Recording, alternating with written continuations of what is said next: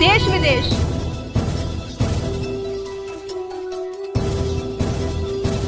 राजनीति,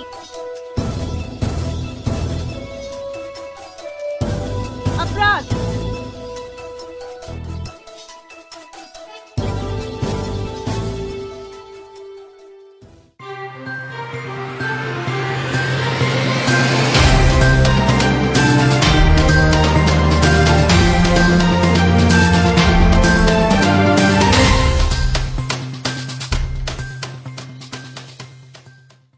नमस्कार दोस्तों, मैं हूं ग्राम चित्तरवाड़ा में और हमारे साथ हैं वर्तमान प्रधान पद की तैयारी कर रहे पूर्व प्रधान राजपाल सिंह चौहान जी, जो कि इस वक्त ग्राम चित्तरवाड़ा से प्रधान पद के उम्मीदवार हैं। तो जानते हैं उनसे कि इस वक्त की जो आगामी योजनाएं हैं, कहां तक और किस मुद्दे तक विकास कार्य करने का प्रयास किया जाएगा और जनता के बीच क्या क्या विकास कार्य लेकर जनता के बीच जाया जा रहा है और जनता को किन किन समस्याओं से निजात इस योजना के अंतर्गत दिलाई जाएगी। क्योंकि वैसे तो हम देख चुके हैं कि इस वक्त 1988 में जो वर्तमान में प्रधान रहे चौधरी राजपाल जी अब 2021 में किस्मत आजमाने के लिए मैदान में उतरे हैं।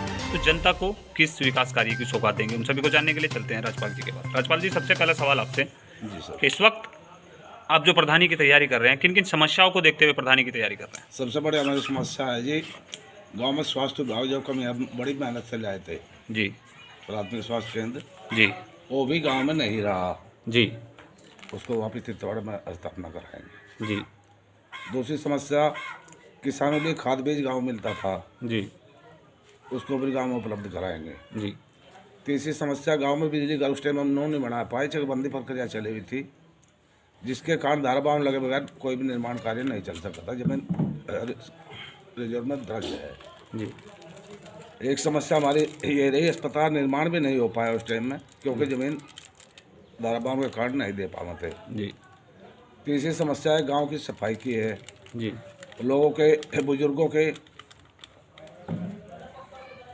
के जो पेंशन बढ़नी चाहिए थी जी, वो सभी की नहीं बन पा रही है। जी, महिलाएं हैं, उनको कोई रोजगार उपलब्ध नहीं है।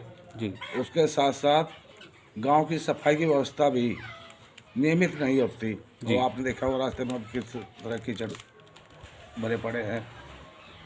और शिक्षा स्तर पर हमारे यहाँ हालांकि आज राजकीय इंटर कॉलेज है, लेकिन उसमें अध्यापक भी नहीं है। जी, शिक्षा विभाग को भी सुचारू रूप से चलाने के लिए जो भी हमारे से प्रयास होगा पूरा प्रयास करेंगे।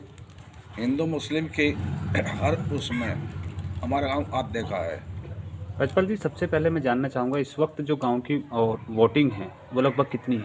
लगभग 9,000 है जी। 9,000 की जो आबादी वाला गांव है उसकी पॉपुलेशन कितनी है? पॉपुलेशन करीब होगी 13,000 के लगभग जी। 13,000। जी सर। तो इसमें लगभग 800 साढ़े 800 परिवार निवास करते हैं या 500 परिवार निवास करते हैं? 800 से कम नहीं है इसमें, दिखे होंगे जी। तो जानना चाहूँगा, क्या सभी को उन योजनाओं का लाभ पहुँचाया जाएगा जो आपने बताई हैं? बिल्कुल साहब, सभी के लिए जो भी इस योजना के काबिल होगा, जी, जिस योजना के योग्य जिसको भी समझा जाएगा जी, उसको वो योजना अवश्य मिलेगी। जी। उसके बाद जानना चाहूँगा राजपाल जी, जिस तरह से हम लोग वादे इरादे करके जनता के बीच जाते हैं, कहीं ना कहीं अगर जनता चुनती है और उसको एक सम्मानित पद पर बैठाती है, तो उसके बाद क्या होता है कि कैंडिडेट उन वादों को भूल जाते हैं। तो क्या आपके द्वारा ऐसी कुछ समस्याएं देखने को मिलेंगी? नहीं जी, ना कभी पहले भी नहीं, ना भविष्य में मिलेगी। चलिए, उसके बाद मैं आपसे दूसरा सवाल करता हूँ कि यहाँ पर जो सबसे बड़ी समस्याएं हैं वो पेयजल के लिए हैं। कहीं ना कहीं अगर बात की जाए तो उत्तर प्रदेश के 80% जो गांव हैं उनमें पीने की समस्याओं को लेकर पानी जो है वो कहीं ना कहीं दूषित हो चुका है। तो क्या आपके गांव के पानी की जो समस्या हैं वो इस वक्त कैसी बनी हुई है? पानी की समस्या हमारे यहाँ आती है फिलहाल जी, जी, क्योंकि गांव में मंत्री जी का हाथ तो टंका निर्माण करा दिया गया था, इसका पानी हमारे यहाँ तक भी उपलब्ध है। कुछ ऊंचा एरिया ऐसा है जहाँ तक आज तक पानी नहीं पहुँच पा रहा। जी, वहाँ पाइप दबने शुरू हो रहे, उधर बच्चा खेड़ी से संपर्क किया जा रहा, जी। उनको भी पानी व्यवस्था पूर्ण रूप से कराई जाएगी। उसके बाद मेरा दूसरा सवाल आपसे, जो निकासी होती है, जो हमारे नालियों की निकासी है जी वो सीधा या तो तालाबों में जाती है, किसी नाले से गांव से बाहर निकाल दी जाती है। जी। तो इस वक्त जो निकासी की बात करें, उसका कैसा मुद्दा है या क्या निकासी पर चल रहा है? निकासी व्यवस्था हमारे यहाँ है। हमारे गांव से पश्चिम में जमुना तक पानी जाने का रास्ता था, जी, जिसमें सिर्फ सफाई की व्यवस्था नहीं हो पा रही। जी। अगर सफाई व्यवस्था हो तो गांव में अंदर पानी पर रुकता ही नहीं है। इस वक्त मैं जानना चाहूँगा जो तालाब हैं लगभग गांव में, वो कितने तालाब अभी चालू अवस्था में मौजूद हैं? तालाब हमारे यहाँ 2 फिलहाल चालू हैं, जी। जिसमें दोनों ही रद्द पड़े, जिसमें एक मतलब वो जो मेरा क्या कहते हैं समंदर शौक, जी। एक में कीचड़ भरा पड़ा, जी। सफाई उसकी भी नहीं हो पा रही है। जी। सफाई के लिए इसी साल 15 लाख रुपए आए थे, जी। लेकिन वो बराबर कर दिए गए, चारों तरफ से उसकी मेड से खोद दी गई। जी। तो उसके बाद क्या आपके द्वारा सौंदर्यकरण तालाबों को किया जाएगा? अगर सरकार का सहयोग मिलता है और गांव उसको तालाब को चाहता है जी। तो तालाब एक तो गांव के अंदर आ गया, जी। वो हालांकि तालाब भी आज नहीं रहा, जी। और उसमें कागजों में भी तालाब दर्ज नहीं रहा। जी। और कभी सन 62 में उस समय की पंचायत ने पशु चिकित्सालय दर्ज करा दिया था। जी। हमारा प्रयास ये रहेगा, गांव के अंदर तालाब लोग गांव नहीं चाहता, जी।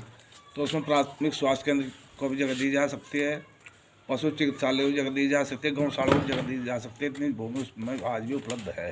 जी। अच्छा, तो उसके बाद मेरा सवाल आपसे रहेगा, वृद्धा विकलांग विधवा पेंशन को आप कैसे देखते हैं?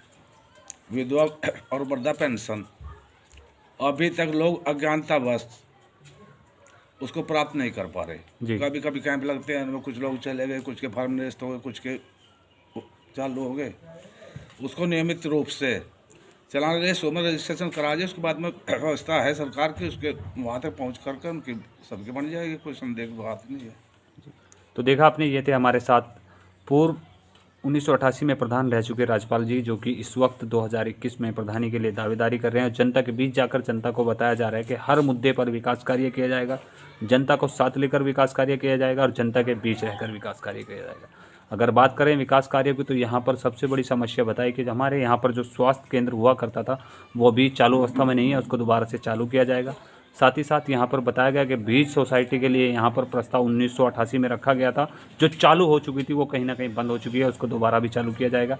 साथ ही साथ शिक्षा पे विशेष ध्यान दिया जाएगा और शिक्षा के लिए बच्चों को प्रेरित किया जाएगा। साथ ही साथ आपको बताते चलें कि यहाँ पर तालाबों के लिए भी उन्होंने बताया कि तालाबों का सौंदर्यीकरण किया जाएगा और तालाबों को चालू किया जाएगा, जनता के बीच रहकर जनता का विकास कार्य किया जाएगा। देखते रहिए मेट्रो लाइव न्यूज़, दिखाते रहेंगे पल पल अपडेट। मैं राजपाल सिंह, पूर्व प्रधान तितरवाड़ा, सभी ग्राम निवासियों से नम्र निवेदन करता हूं कि जिस तरह आपने पहले सन 88 में मुझे सेवा का मौका दिया, मैंने आपकी सेवा की, उसी प्रकार अपने अधिक से अधिक मत मुझे देकर सेवा का मौका देंगे तो मैं आपका सेवक बनकर आपकी सेवा करता रहूँगा, ये मेरा विश्वास है। धन्यवाद। और उसके साथ साथ होली की सभी भाइयों को शुभ मनोकामनाएँ और सभी को नम्र निवेदन पुण्य करता हूँ कि सेवा का मौका देकर मुझे अगर आप कार्यभार सौंपते हैं, मैं आपकी सेवा के लिए 24 घंटे तत्पर रहूँगा। धन्यवाद।